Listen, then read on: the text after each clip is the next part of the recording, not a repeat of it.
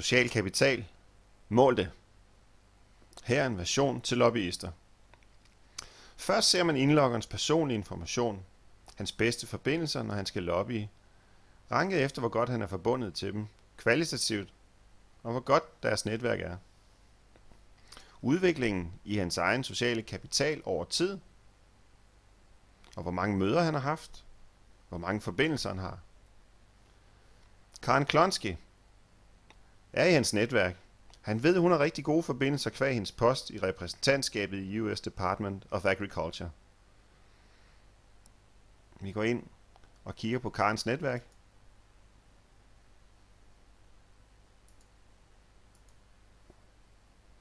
Og ser de vigtige forbindelser i hendes nærhed. Kortet her, det er interaktivt.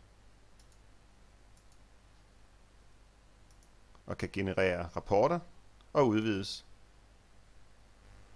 For at styrke sin relation til Karen, har han inviteret hende med til en gallafest. Her vil øges hans værdi som lobbyist, i det han nu kender Karen bedre end før og vice versa.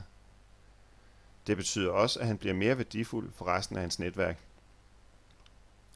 Og efter festen går han ind på Karens profil ved at klikke View Report og beskrive kvaliteten af deres samarbejde under Social Actions. Han tjekker af på kvalitative parametre, beskriver hvilken slags møde de har haft, og dato for mødet, gemmer informationen og færdig. Værdien for deres gensidige kendskab, quality of relation, er nu øget, hvilket påvirker hans sociale kapital. Han har længe arbejdet på at komme i kontakt med nye vigtige beslutningstagere for at øge sin indflydelse. Hvis han vil finde de bedste netværker i hele netværket, så vælger han Customer Value. Og herved udpeges ved traditionel netværksanalyse de mest magtfulde spillere, som rankes her. Aha! Kenneth Kaneshiro. En magtfuld person, som han aldrig har mødt. Han går efter ham for et møde i stand. Og ja, mødet går godt. Så han går ind på Kenneths profil og opdaterer sin status under Social Actions.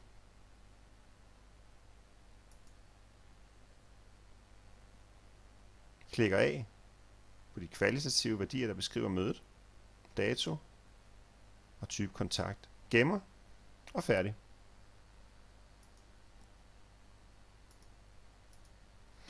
Hans og Kenneths sociale kapital øges.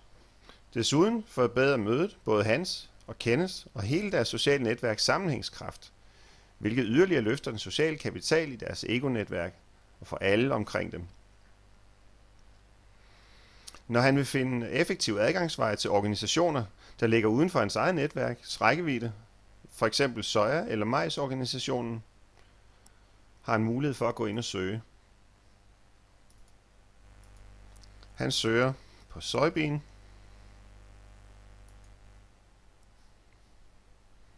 vælger American Soybean Association, hvor stort netværk han vil se, frasorterer irrelevante brancher, som han ikke er interesseret i at lobby indenfor.